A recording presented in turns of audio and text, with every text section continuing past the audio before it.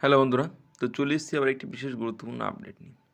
তো তোমরা থাম্বনেলে দেখতেই পাচ্ছ যে ডাব্লিউবিপি ভ্যাকান্সি নাকি কেপি কনস্টেবলের ভ্যাকান্সি কোনটা আগে বেরোবে। এখন এটা সবার মনে একটাই কোশ্চেন যে কবে বেরোবে এবং কখন বেরোবে। তো পরীক্ষার প্যাটার্ন কি চেঞ্জ হবে বা হয়েছে? বয়স বাড়ানো হলো কি ওয়েটিং লিস্ট কি থাকবে? তো তোমাদের মনে এই কোশ্চেন এখন ঘোরাফেরা হচ্ছে সকলেরই। ঘোরাফেরা করাটাই স্বাভাবিক।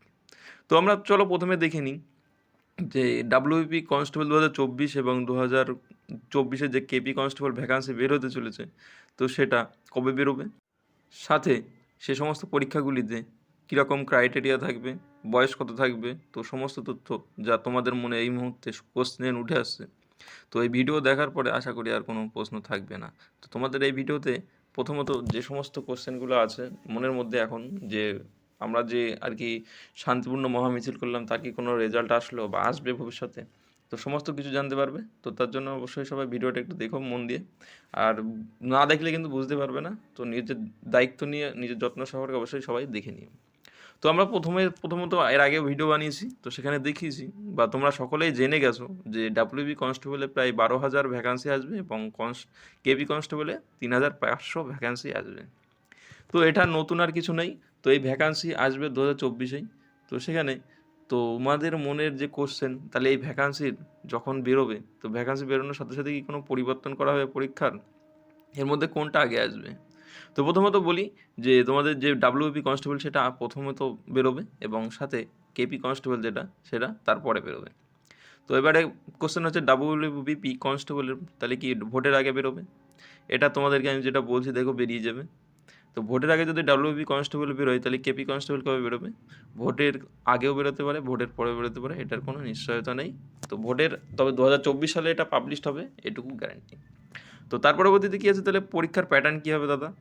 তো নিয়োগের প্যাটার্ন থাকবে যেরকম ছিল প্রথমে প্রিলি, পিএমটিপিইটি, মেন, ইন্টারভিউ এবং তারপরে মেরিট। তো এটাতে যারা পড়াশোনা করো তো তাদের জন্য খুবই ভালো হলো, কেননা যদি একটা পরীক্ষা দিয়ে তারপরে ফাইনাল মেরিট হতো, তো আমরা যেটা শুনি, যেটা রটে আর কিছু না হলেও ঘটে, এটা আমরা সকলেই জানি।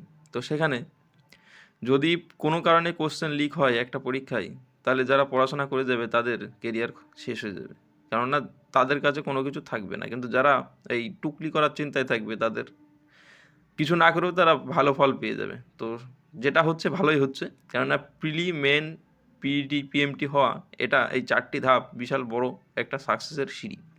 তো বয়সের পরিবর্তন, এবারে যে কোশ্চেন সবার মনে, যে বয়সের পরিবর্তন কি হলো, ওয়েটিং লিস্ট কি থাকবে, প্রিলিমিনারি এক্সাম ডেট কবে?